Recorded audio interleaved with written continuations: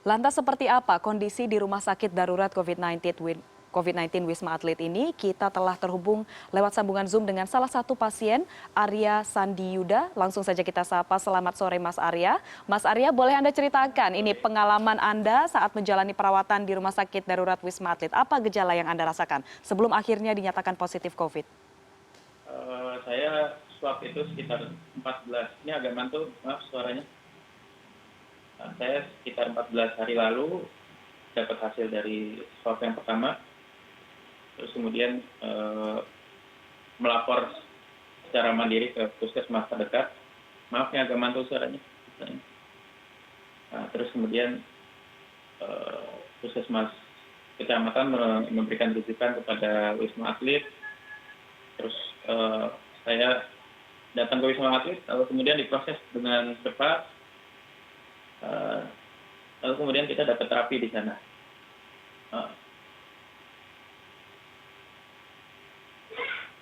Maaf ya agak mantul suaranya. Ya, halo Mas Arya, bisa mendengar suara kami, Mas? Suara saya agak mantul. Jadi Oke. terganggu di ini. Ya, lalu bagaimana? Ya. Lalu kemudian kita dapat dapat kamar, lalu kemudian kita dapat layanan perawat, ada kunjungan khusus spesialis paru ke kamar. Terus ya kita selalu dapat respon yang sangat baik. Forma pelayanannya menurut saya sangat baik di Wisma Atlet ya. Jadi setiap kita ada keluhan, misalnya seperti saya mungkin tidak semua gejala saya alami, ada ringan-ringan seperti diare dalam beberapa hari, terus kemudian ada sedikit gangguan gitu di gejala-gejala lain, itu langsung dapat respon dari tim perawat lantai. Biasanya mereka per lantai. Saya sendiri di lantai 7, di tower 7 lantai 17 ya. Jadi seperti itu. Lalu kemudian 7 hari setelah terapi di sana, kita diharuskan untuk swab, dan hari ini total 14 hari swab pertama. Hari ini saya terima hasil negatif, lalu kemudian pulang siang tadi, baru saya tiba. Lalu kemudian kita diminta isolasi, jaga jarak di rumah, pakai masker, tidak bersentuhan dengan keluarga yang ada di rumah. Oke, Mas Arya, berarti total berapa lama waktu yang Anda habiskan di Rumah Sakit Darurat Wisma Atlet ini? Apa saja aktivitas yang dijalani selama di sana dan seperti apa rutinitas pasien lainnya, Mas? Terapi kita 7 hari ya, saya 7 hari terapi, lalu kemudian swab. Di sana biasanya pagi, siang, sore, itu pagi setelah waktu jam 5 sampai jam 6 itu ada cek tensi, saturasi oksigen yang meter itu dilihat apakah rendah di bawah 5 atau lebih, itu menunjukkan kita enggak, lalu kemudian dicek tensi, cek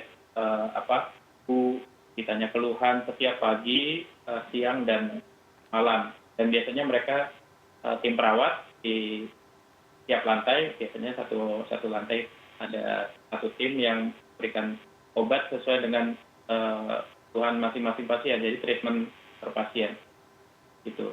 Dan biasanya ada ya 2 hari sekali ada spesialis yang datang ke kamar, kemudian menanyakan kondisi, memberikan solusi cepat, dikasih arahan perawat untuk melakukan treatment tertentu ya.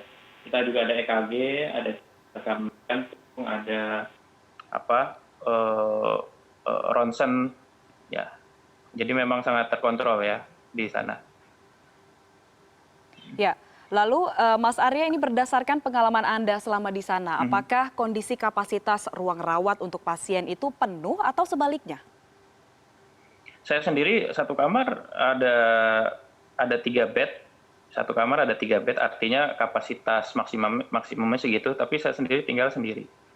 Jadi mungkin ada yang lain satu kamar, ada yang 2 per kamar, mungkin ada. Saya nggak tahu ada yang 3 juga, biasanya misalnya mereka keluarga, jadi mungkin itu untuk antisipasi yang satu keluarga penuh, ada yang 2 anak kecil ikut terpapar, positif juga, terus kemudian istrinya juga, jadi satu kamar satu keluarga. Kalau saya sendiri di situ, jadi saya lihat memang masih ada space ya, space. Terus kalau kita lihat mungkin fasilitas lain, gambarannya ada jogging track ada lantai 1 bisa digunakan, lantai 12, lantai 16 ya kalau digambarkan mungkin seperti itu kan lantainya sampai 30-an gitu. Jadi saya lihat masih ada space memang tapi memang untuk antisipasi ya saya juga merasa bisa berusaha empati dengan tenaga medis, dokter yang berjibaku di sana, mereka sudah 7 bulan lama. Saya kira kita harus empati untuk menekan sama-sama ya, biar pandemi ini tidak terus bertambah, karena kalau dipaksakan juga itu membebani tenaga dan fasilitas kesehatan mungkin ya. Gitu. Ya. Lalu Mas Arya tadi di awal sempat menyebutkan Anda dirawat di Tower 7 begitu ya. Nah, untuk di Tower 7 sendiri, berdasarkan pengalaman Anda, seperti apa aktivitas para pasien yang ada di sana, Mas? Kita biasa yang jelas di jam yang relatif sama gitu kan, karena matahari kan jamnya sama ya, matahari bareng-bareng. Kita biasanya keluar ke jogging track. Mayoritas akan mencari sinar matahari untuk berjemur begitu. Ada yang olahraga ringan, yang jelas mereka mencari matahari. Ada yang memilih di kamar, mungkin karena jogging track terlalu ramai gitu, karena memang harus mencari sudut yang pas sehingga tidak bercampur pada saat kita jogging track. Ada yang memilih di kamar, lalu buka jendela, lalu berjemur di pinggir jendela, ya macam-macam ya. Jadi dan yang menarik sebenarnya di Wisma Atlet itu juga tidak hanya ada pembinaan fisik atau medis, juga perhatian, tapi juga ada perhatian psikologis. Jadi ada tim psikologisnya. Jadi ada psikolog dari pengelola. Jadi siapa yang mau berkonsultasi kapan saja, bahkan ada ada himbauan siapapun yang ingin hiburan seperti misalnya untuk menghilangkan kebosanan atau gimana itu mungkin dalam bentuk apa gitu nanti bisa dikonsultasikan. Jadi memang sangat terbuka, saya lihat pengelolaannya sangat bagus. Tadi kalau disebut ada penjelasan dari Letkol Arifin ya, Pak Arifin berhasil ya mengelola tim itu dengan pendekatan yang sangat humanis, dan saya kira ini faktornya karena mayoritas pengelola atau tenaga medis di sana kan relawan. Jadi memang panggilan hati itu mempengaruhi cara mereka mendekati kita ya, berinteraksi itu berbeda sekali ya. Memberitahu ada makanan datang aja itu sangat rutin, sangat humanis, saya kira jadi menarik lah. Ya. Ya. Lalu Mas Arya terkait penanganan sendiri, ini seperti apa Mas? Bagaimana tahapan penanganan yang diterima pasien dari tim medis? Apakah dilakukan per hari atau seperti apa? Penanganan biasanya per hari. Yang jelas ketika kita datang tadi betul disampaikan di info itu, kita harus bawa rujukan dari puskes kecamatan, harus ada alasannya, misalnya terkait gejala tertentu, karena kan biasanya ringan dan sedang yang di sana. Atau terus kemudian ada alasan kecamatan, rumah sakit daerahnya tidak mencukupi gitu, misalnya seperti di kecamatan tempat saya tinggal, rumah sakitnya sudah tidak mencukupi ruangannya, lalu kemudian dirujuk ke Wisma Atlet. Lalu kita pas sebelum masuk kamar kita dicek dulu, general check up gitu, masing-masing melakukan general check up ke ruangan pengecekan gitu, dipimpin oleh kepala dokter ya. Jadi setelah itu baru kemudian masuk ke dalam kamar masing-masing, dan setelahnya ya kita menjalani rutinitas cek darah, terus kemudian cek tensi ya, terus saturasi oksigen, suhu itu dicek secara rutin, ditanya keluhan, dan treatment orang per orang tentunya berbeda gitu. Nah, gitu. Ya. Lalu Mas Arya setelah hasil tes, masih ada yang mau dilanjutkan Mas? Ya, udah. Oke, nah tadi sempat menyatakan setelah dinyatakan hasil tes swab-nya negatif, lalu bagaimana kondisi Mas Arya sekarang? Sekarang saya merasa sangat nyaman ya. Jadi kemarin tuh ya tadi saya sebut ada diare, ada agak sesak, di hari-hari tertentu saya agak sesak. Tapi responnya sangat cepat juga, diberikan beberapa opsi juga biasanya begitu, dokternya sangat komunikatif, diberikan opsinya mau begini apa begini. Jadi tidak sepenuhnya otoritas dokter dan tenaga medis. Lalu kemudian sekarang kondisinya ya semua sudah balik ya, benar-benar saya memang sudah optimis insya Allah pasti sembuh gitu. waktu indera pengecap saya sudah normal, tinggal kemudian sekarang 7 hari ini harus isolasi mandiri, jadi di rumah tidak boleh interaksi secara bebas, dan tentunya masih terasa residu dari infeksi mungkin ya yang kita rasakan kemarin. Dan saya lalu kemudian secara pribadi ya jadi lebih semangat karena sudah tahu negatif, jadi tidak sewas-was kemarin. Tinggal berpikir setelah sembuh mau apa begitu, kembali ke kehidupan normal, mau beraktivitas apa gitu. Jadi seperti itu.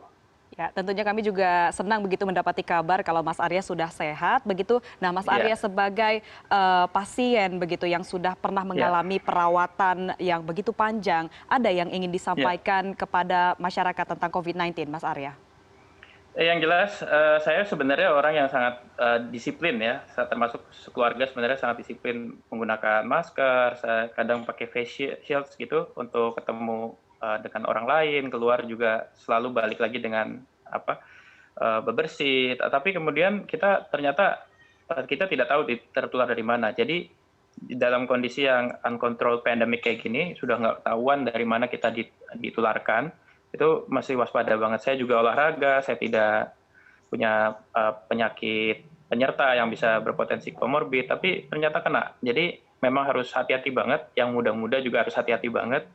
Dan kalaupun sudah, jangan langsung down. Kita tetap harus komunikasi dengan keluarga, dengan teman-teman, itu membantu banget. Sosmed bisa membantu tambah turun imunitas, bisa tambah naik. Yang nyebelin-nyebelin ini jangan dibaca, dikonsumsi selama kita penyembuhan. Jadi harus optimis pasti sembuh, dan tentunya cari hal-hal yang bisa menyemangati kita. Misalnya, sebagai orang yang sudah sembuh, itu sebenarnya punya potensi berdonor plasma darah.